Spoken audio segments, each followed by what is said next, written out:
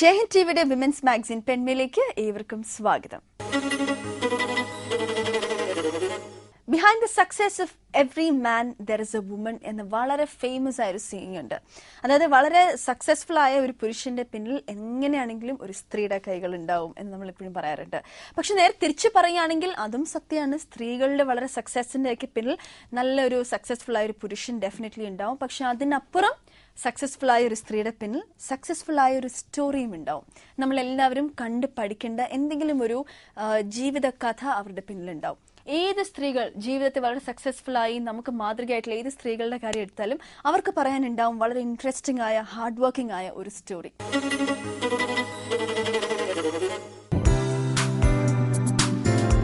എഴുത്തിന്റെ ലോകത്തെ ശ്രദ്ധേയമായ സാന്നിധ്യമാണ് അംബിക.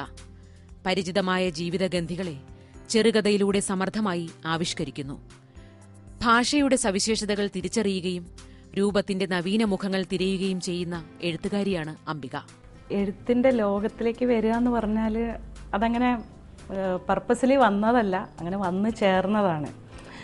പാരമ്പര്യമായിട്ടെന്ന് അങ്ങനെ പറയാൻ പറ്റില്ല. പക്ഷേ എൻ്റെ അമ്മൂമ്മയൊക്കെ നിമിഷകവി എന്ന് വേണമെങ്കിൽ പറയാം, അങ്ങനെ എഴുതുകയായിരുന്നു. എനിക്ക് തോന്നുന്നു വളരെ ചെറുപ്പം മുതൽ തന്നെ ഒരുപാട് വായിക്കാറുണ്ടായിരുന്നു.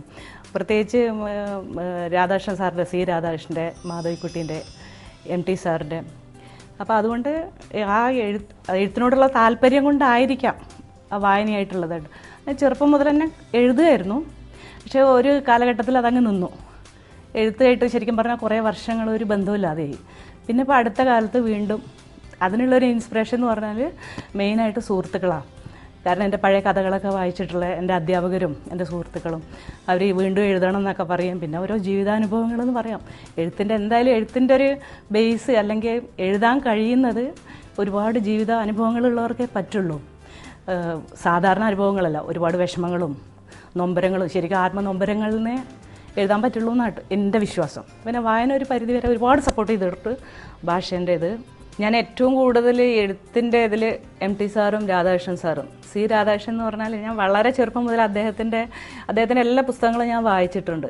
തീർച്ചയായിട്ടും അദ്ദേഹത്തിൻ്റെ ഭാഷ എന്നെ സ്വാധീനിച്ചിട്ടുണ്ട് എന്നാണ് എനിക്ക് മാത്രമല്ല, അദ്ദേഹം പോലും അത് പറഞ്ഞിട്ടുണ്ട്. കഴിഞ്ഞ എൻ്റെ പുസ്തക പ്രകാശനത്തിൻ്റെ സമയത്ത് അദ്ദേഹം പറഞ്ഞിട്ടുണ്ട് അത് എഴുത്തിൻ്റെ അത് തീർച്ചയായിട്ടും സ്വാധീനിച്ചിട്ടുണ്ട്. പിന്നെ മാധവിക്കുട്ടീൻ്റെ എഴുത്തുകൾ, അവരെ ജീവിതത്തിനെ കുറിച്ചിട്ടൊക്കെ അവർ ഓപ്പണായിട്ട് എഴുതുന്നതും അതൊക്കെ നമുക്ക് ഭയങ്കരമായിട്ട് ഇൻസ്പിറേഷൻ എന്നല്ല, അതൊക്കെ അതിൽ നിന്നൊക്കെ ഒരുപാട് പഠിക്കാനും.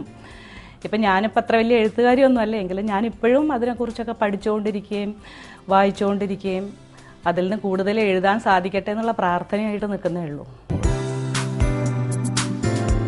അംബികയുടെ ചെറുകഥകളുടെ അടിത്തറ അനുഭവങ്ങളുടെ തീവ്രതയാണ്. ജീവിതത്തിലൂടെ കടന്നുപോകുന്ന അനുഭവങ്ങൾക്ക് അക്ഷര സാക്ഷാത്കാരം നൽകുന്നു. ഇതിപ്പോൾ കഥ തിരഞ്ഞെടുക്കുക എന്നതല്ല, അത് വന്നു ചേർന്നതാ. ശരിക്ക് ഞാനിപ്പോൾ ആദ്യം മുതൽ എനിക്ക് കഥ എഴുതണം അല്ലെങ്കിൽ കഥ എഴുതാൻ കഴിയും അങ്ങനെയൊന്നും വിചാരിച്ചിട്ടില്ല. അത് ഈശ്വരാധീനം കൊണ്ട് വന്നു ചേർന്നതാണ്. പിന്നെ എഴുതുക എന്ന് പറഞ്ഞാൽ തീർച്ചയായിട്ടും ഭഗവാൻ തരുന്ന ഒരു സിദ്ധി തന്നെയാണ്, ജന്മനാ ഉള്ള സിദ്ധി എന്നാണ് എനിക്ക് തോന്നുന്നത്. അപ്പോൾ അത് നമ്മൾ തിരഞ്ഞെടുക്കുകയല്ലേ. ഇപ്പം കഥ നമുക്ക് പറയാനുള്ളൊരു കാര്യം കഥയിൽ കൂടെ പറയാനുള്ള കുറച്ച്, ഇപ്പോൾ നോവലാണെങ്കിൽ ഒരുപാട് നമുക്ക് പരത്തി പറയാം. കഥയാകുമ്പോൾ നമുക്ക് പരത്തി പറയാൻ പറ്റില്ല, വളരെ ഒരു ചെറിയ ഫ്രെയിമിനകത്ത് നിന്നേ നമുക്ക് പറയാൻ പറ്റുള്ളൂ.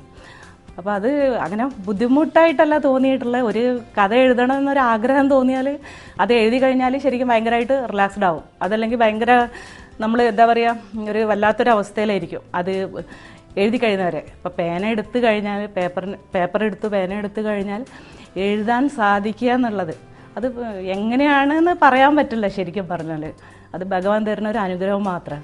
പേന എടുക്കുന്നു, എഴുതുന്നു. ഇപ്പോൾ എഴുതി കഴിഞ്ഞിട്ട് വായിച്ചു നോക്കുമ്പോൾ ചിലപ്പോൾ ഞാൻ വിചാരിക്കും, ഈശ്വര ഇത് എഴുതാൻ കഴിഞ്ഞല്ലോ എനിക്ക്, അല്ലെങ്കിൽ ഞാൻ എഴുതിയതാണോ ഇത്, അങ്ങനെ തോന്നിയിട്ടുള്ളൂ. അല്ലാണ്ട് ആ ഒരു മീഡിയം തിരഞ്ഞെടുക്കുക അങ്ങനെയല്ല. ചിലപ്പോൾ നമ്മൾ ആരോടെങ്കിലും സംസാരിക്കുമ്പോൾ ചിലപ്പോൾ ചില സുഹൃത്തുക്കൾ ചില അനുഭവങ്ങൾ അവരെ ചെറുപ്പത്തിലുള്ള, ഇപ്പോൾ ഇതിൽ തന്നെ ഈ സമാഹാരത്തിൽ തന്നെ ഒരു കഥ ഉണ്ട്, കുഞ്ഞിരാമൻ മാഷിൻ്റെ കൽക്കണ്ട സഞ്ചി എന്ന് പറഞ്ഞിട്ട്. അത് എൻ്റെ ഒരു സുഹൃത്ത് വളരെ ചെറുപ്പത്തിൽ ചെറിയ ക്ലാസ്സിൽ അതുപോലൊരു മാഷ് പഠിപ്പിച്ചിരുന്നു എന്ന് മാത്രമേ എന്നോട് എനിക്ക് എന്തോ വർത്താനം പറയണം എൻ്റെ ഇടയ്ക്ക് പറഞ്ഞു.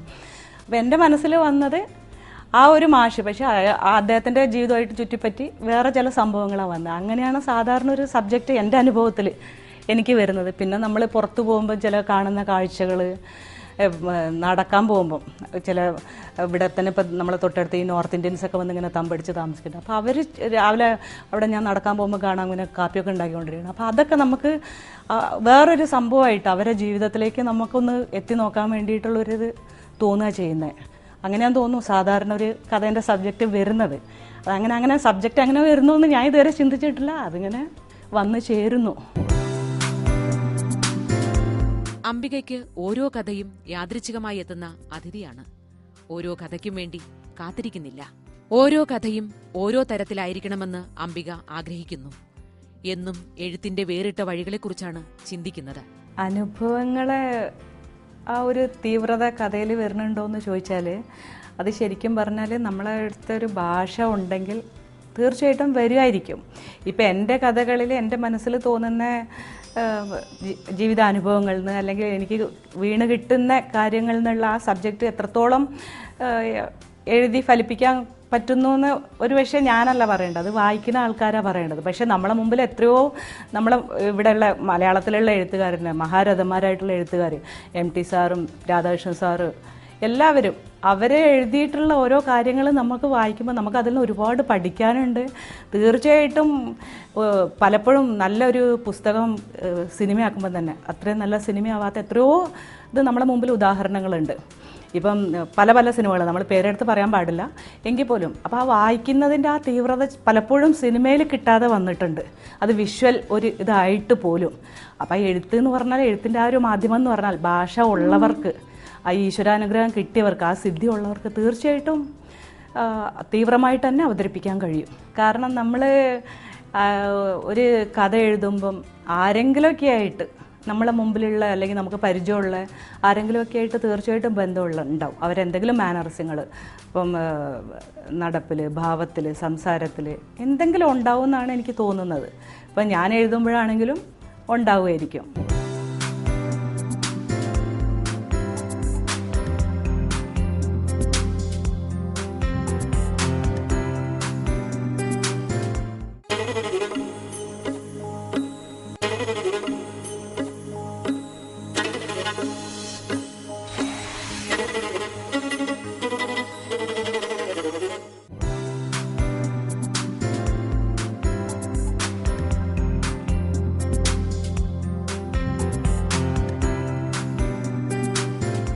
ശരിക്കും എൻ്റെ ഒരു വ്യക്തിപരമായിട്ടുള്ളൊരു അഭിപ്രായം പറഞ്ഞാൽ നമ്മൾ എഴുതുമ്പം എത്ര കഥ ഇപ്പോൾ 10 കഥ എഴുതിയാൽ 10ഉം 10 വിധത്തിലായിരിക്കണം എന്നാണ് എനിക്ക് തോന്നിയിട്ടുള്ളത്. കാരണം വൈവിധ്യം വേണം എന്തിലാണെങ്കിലും. ഒരേപോലെ ഇപ്പം നമ്മൾ ഒരു കാര്യവും ചെയ്യാൻ പാടില്ല, വെറൈറ്റി വേണം. ഇപ്പം എൻ്റെ ആഗ്രഹമാണ് ശരിക്കും എനിക്ക് ഇനി എഴുതാൻ സാധിക്കണം എന്നുള്ള പ്രാർത്ഥനയോടുകൂടി ഞാനിപ്പോൾ ഒരു വർക്ക് ചെയ്തുകൊണ്ടിരിക്കുന്നുണ്ട്.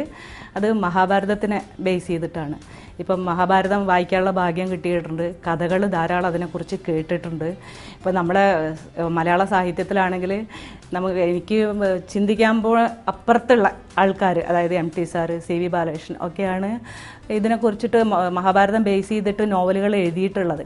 അപ്പം അതുപോലെ ഇപ്പം നമുക്ക് പറ്റുമെന്നൊന്നും അറിയില്ല, പക്ഷേ ശ്രമിക്കണേന്ന് തെറ്റില്ല എന്ന് തോന്നുന്നു. ഞാൻ അതിനെക്കുറിച്ചിട്ടൊരു മനസ്സിലൊരു കഥ ഉണ്ട്. അപ്പോൾ എഴുതാനുള്ള ശ്രമത്തിൽ, അത് എഴുതണമെങ്കിൽ ഒരുപാട് അതിനെക്കുറിച്ച് പഠിക്കാനുണ്ട്. ശരിക്കും റിസർച്ച് ചെയ്യുക വേണം. അപ്പോൾ അങ്ങനെയുള്ളൊരു ശ്രമത്തിലാണിപ്പം. അംബിക അക്ഷരലോകത്തുകൂടിയുള്ള അർത്ഥവത്തായ പ്രയാണത്തിലാണ്.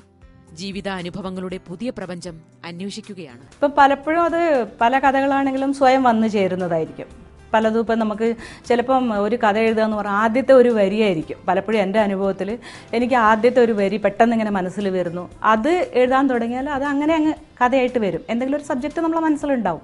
പിന്നെ അല്ലാതെ ഇപ്പം മറ്റുള്ളത് ഇപ്പം മഹാഭാരതം ബേസ് ചെയ്തിട്ടാണെങ്കിലും രാമായണം ബേസ് ചെയ്തിട്ടാണെങ്കിലും പുരാണത്തിൽ ഏത് കഥകൾ നമ്മൾ ബേസ് ചെയ്തിട്ട് എടുക്കുകയാണെങ്കിൽ പോലും അതിനെക്കുറിച്ച് ഒരുപാട് പഠിച്ചിട്ട് മാത്രമേ നമുക്ക് എഴുതാൻ പറ്റുള്ളൂ. ശരിക്കും അതിന് നല്ല അവഗാഹം ഉണ്ടാവണം. അത് നമ്മളെ പ്രാക്ടീസ് കൊണ്ട് ചെയ്യുന്ന, അല്ലാതെ ക്രാഫ്റ്റ് അങ്ങനെ കഥയ്ക്ക് വേണ്ടിയിട്ട് അങ്ങനെ ആലോചിച്ച് എനിക്കൊരു കഥ എഴുതണം, നാളെ എനിക്കൊരു കഥ എഴുതണം എന്ന് പറഞ്ഞാൽ ഒരിക്കലും എഴുതാൻ പറ്റുമെന്ന് എനിക്ക് തോന്നുന്നില്ല. അതങ്ങനെ വന്നു ചേരുക, സ്വയം അങ്ങനെ എങ്ങനെയോ സംഭവിക്കുന്നതാണ് ഒരു കഥ എന്ന് പറഞ്ഞാൽ.